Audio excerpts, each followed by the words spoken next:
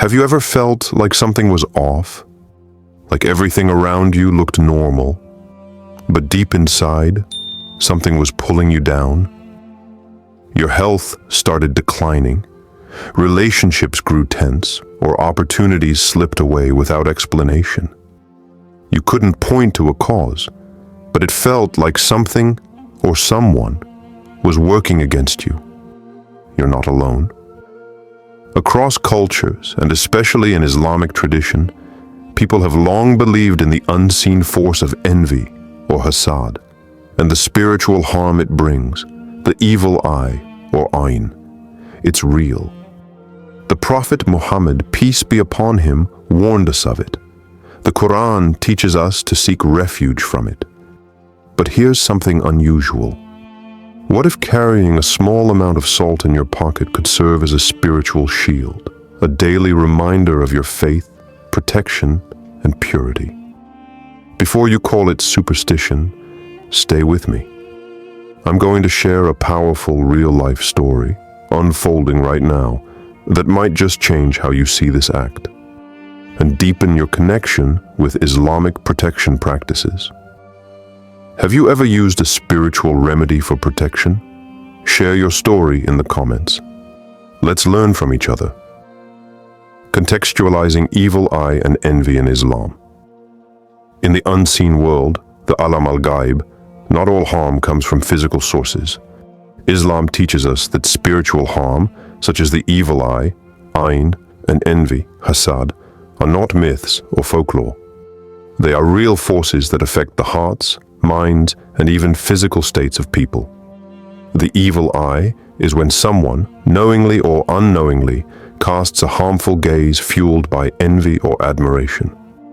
The Qur'an warns us clearly in Surah Al-Falaq, 113 verse 5, and from the evil of the envier when he envies.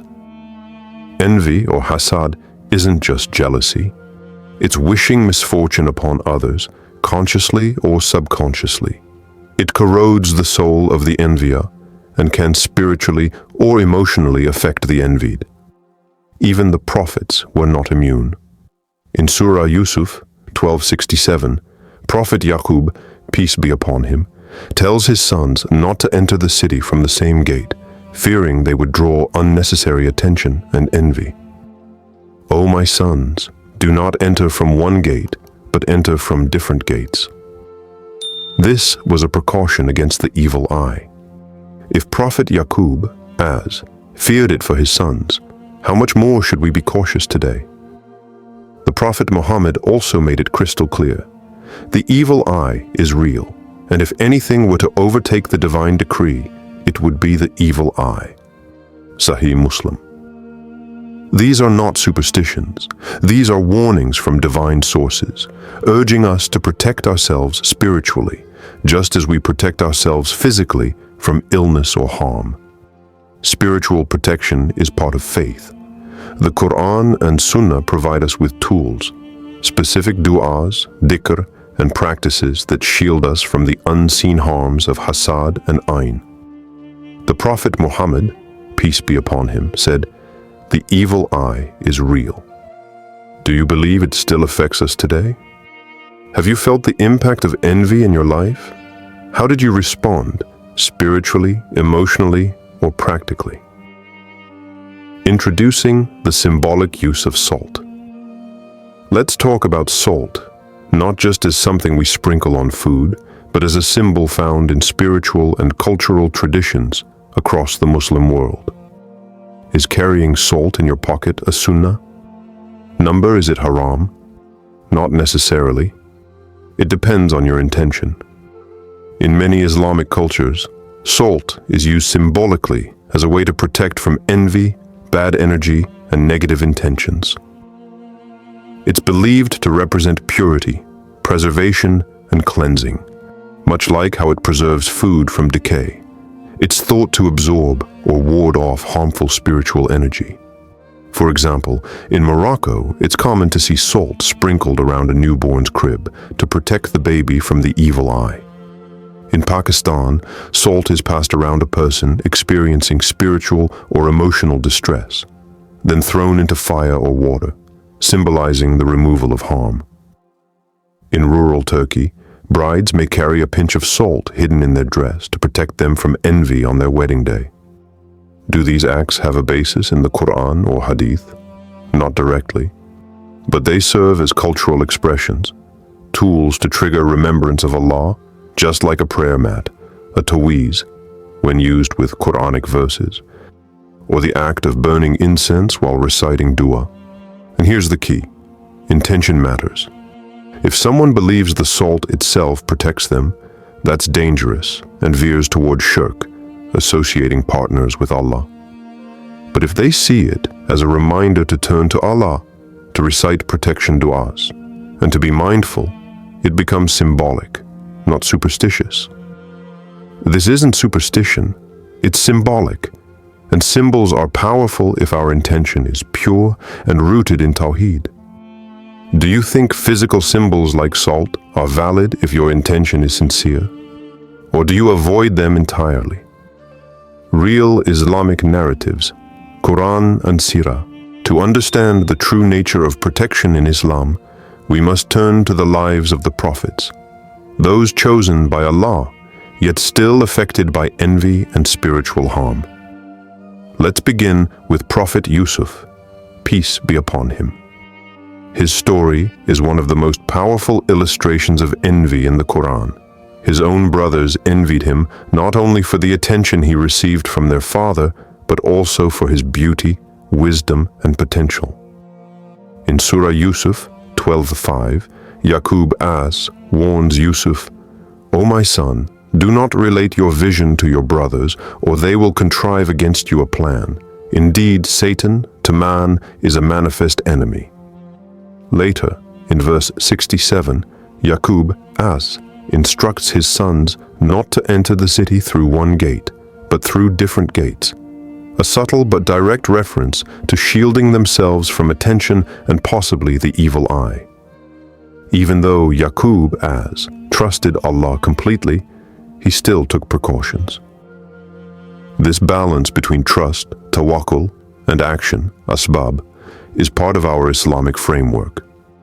We are taught to tie the camel and also trust in Allah. Now consider the example of Prophet Muhammad, peace be upon him. He was sent as a mercy to the worlds, but even he was told to seek refuge from evil. Surah Al-Falaq and Surah An-Nas, the Mu'awwidhatayn, were revealed as a direct response to spiritual harm, including envy and sihr, black magic. The Prophet would recite these verses morning and evening and blow over his body for protection before sleep. Aisha, reported, whenever the Prophet became ill, he would recite the Mu'awwidhatayn and blow over himself. Sahih Bukhari. He also recited them over others, including children. These weren't empty rituals. They were spiritual shields powered by remembrance and sincere faith. Modern parallel, a living example. In refugee camps in Lebanon, many displaced Syrians speak of feeling spiritual heaviness, sudden health issues, broken relationships, or unexplained misfortunes after receiving UN aid or community support. Some attribute it to the evil eye from neighbors who are also suffering, but in silence. Local imams began encouraging these families to recite Surah Al-Falaq and Surah Al-Baqarah regularly. Many testify that after consistent recitation, the tension, illness, and misfortune decreased, not because of a ritual, but because they returned to Allah through His words. Our greatest protection isn't salt, it's remembrance, dua, and trust in Allah. Salt is a reminder, not a shield. Do you use daily dhikr or specific verses for protection? Let us know your favorite ones in the comments. Someone else might benefit from your routine. Psychology of belief and evil. What you believe shapes how you feel and how you respond to the world around you.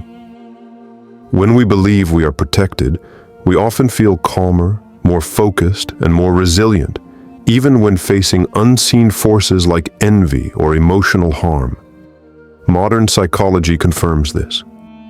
Studies on placebo effect and symbolic behavior show that when people engage in rituals they believe in, even simple ones like holding a token or reciting words, their anxiety decreases, their focus improves, and their stress response is lower. This doesn't mean the object itself holds power, but the belief does. It becomes a psychological anchor. Now think about how Islam teaches us to cope with harm, especially envy or spiritual attack. It doesn't say, just ignore it. Instead, it gives us a mental and spiritual framework. Dhikr, remembrance, dua, Quranic verses, and most importantly, tawakkul, or complete trust in Allah. Tawakkul is not passive. It's a conscious mindset that transforms fear into faith. It's knowing that while people may envy and evil may approach, nothing touches you unless Allah wills it. If Allah helps you, none can overcome you. And if He forsakes you, who is there after Him who can help you? Surah Al-Imran 3:160. When belief in Allah's protection aligns with intentional daily practices, the result is emotional security and spiritual clarity. That's why something as simple as carrying salt, if used as a reminder of dhikr, can psychologically reinforce your spiritual armor. Science says belief shapes reality. Islam says trust in Allah repels harm. What happens when both align? Do you feel more secure when combining faith and practical steps like dua, dhikr, or even symbolic habits? Let's explore how belief empowers you in real life. Modern day real story, Cairo, 2023. In a quiet apartment block on the outskirts of Cairo, a woman named Nora began to feel like her life was unraveling. She had recently started a new job, and while things looked promising on the outside, her health rapidly declined. She developed migraines, fatigue, and a constant feeling of heaviness in her chest. Appliances in her home began to break down. Friends stopped calling. And worst of all, she overheard neighbors speaking ill of her, women in the building accusing her of arrogance and showing off her success. At first, she dismissed it all as stress. But then she remembered something her grandmother once said. When people talk behind your back with envy in their hearts, it enters your home like smoke unless you protect yourself. Noura turned to the only protection she fully trusted, the Qur'an. She began to recite Surah Al-Baqarah every 3 nights, just as the Prophet Muhammad, peace be upon him, recommended. It was exhausting at first, but slowly her nights became more restful. Then she remembered an old Egyptian tradition, placing salt in the corners of her home. It wasn't for superstition. It was to remind her to pray in every room, to create a space of dhikr and reflection. She placed small dishes of salt in the corners of her bedroom, her kitchen, even by her front door. Within weeks, her health improved, her tension lifted. Neighbors stopped their gossip. Some even apologized. Was it the salt, or was it something deeper? The salt didn't heal her. It reminded her to make dua, to reflect, to bring light into her home through Allah's words. As Noura later said to a friend, the salt was just a symbol, but it helped me return to Allah. And that's where the healing came from. Never underestimate the power of returning to spiritual habits. Salt was her trigger, but her healing came through connection with the Qur'an. Have you experienced unexpected protection or relief after turning to spiritual practices like dua, Qur'an, or even simple reminders? Share what worked for you. It might inspire someone else. Clarifying bid'ah vs. symbolism. As we explore spiritual practices, especially ones involving physical symbols like salt, it's important to make a clear distinction between what Islam allows and what it firmly rejects. Let's be direct. Carrying salt is not a sunnah. It's not prescribed in the Qur'an or Hadith as a form of protection, and we must never treat it as an act of worship or rely on it the way we rely on dua, dhikr, or Quranic recitation. However, there's a difference between worship and symbolism. Islam strictly prohibits bid'ah, innovation in religious rituals, especially if people begin to treat a non-Islamic practice as if it holds divine power. That's the danger of superstition and blind imitation. But intent matters, and context matters. For instance, if a believer places salt in their home or pocket, not with the belief that it protects, but as a reminder to make dua, stay mindful, and combat negative energy through dhikr, it may fall under symbolic cultural behavior, not bid'ah. Imam Ibn Taymiyyah explains, means are judged by their ends and beliefs. In other words, what you do matters less than why and how you do it. If the goal is remembrance of Allah and the means do not contradict the Sharia, the act may be permissible. If you believe the salt itself protects, that's superstition. That's not Tawheed. If you use it as a tool to trigger remembrance, like a visual cue to pray or recite Qur'an, that's intention-driven symbolism. Islam recognizes that humans respond to symbols. What matters most is that our hearts remain firmly anchored in Allah alone. Islam is against superstition, but it does not deny intention, emotion, or symbolism, as long as you stay rooted in Tawheed. Where do you draw the line between spiritual practice and superstition? Let's reflect together and help each other grow. Protection, toolkit in Islam. You may carry salt in your pocket, but if your heart isn't connected to Allah, no symbol will save you. Real protection comes from the tools Allah and His Messenger, peace be upon him, gave us. Islam provides us with a powerful, practical toolkit to shield ourselves from envy, Hasad, evil eye, ayn, and unseen harm. Here are key spiritual practices rooted in authentic tradition and their real-world benefits. 1. Ayat al-Kursi, Surah al-Baqarah 255. The Prophet said, "Whoever recites Ayat al-Kursi after each obligatory prayer, nothing prevents them from entering paradise except death." Sahih an-Nasai. It is the most powerful verse in the Qur'an. Recite it after each prayer and before sleeping to guard yourself. 2. Surah al-Falaq and Surah an-Nas, Mu'awwidatayn. The Prophet made this part of his daily routine, reciting these two surahs in the morning, evening, and before bed. He would also blow over his hands and wipe them across his body and those of his grandchildren. These verses seek protection from envy, evil, black magic, and whispers. 3rd, Surah al-Baqarah. Do not turn your homes into graves. Verily, Shaitan does not enter a house where Surah al-Baqarah is recited. Sahih Muslim. Reciting Surah al-Baqarah at least once a week drives out spiritual darkness. It also softens the heart, strengthens intention, and wards off envy. Try breaking it into portions over 2 or 3 nights if the full surah is difficult. 4. Charity, sadaqah. The Prophet said, "Give charity without delay, for it stands in the way of calamity." Tirmidhi. Charity is not just financial help, it's spiritual armor. It removes envy from others' hearts and earns Allah's protection over your family, wealth, and health. Even a small act, like helping a neighbor or feeding a stray cat, can serve as a spiritual safeguard. 5. Modesty and humility, showing off blessings, even unintentionally, can invite envy. The Qur'an teaches us that even Prophet Yaqub has instructed his sons not to enter through one gate to avoid being noticed too much. Keep your blessings private and thank Allah silently and sincerely. All these tools work best when they're paired with something very important: intention. You can carry salt, wear a taweez, or hang calligraphy, but without turning your heart to Allah, none of it protects. Salt might be in your pocket, but protection must be in your prayer. Let these actions become daily habits, not emergency responses.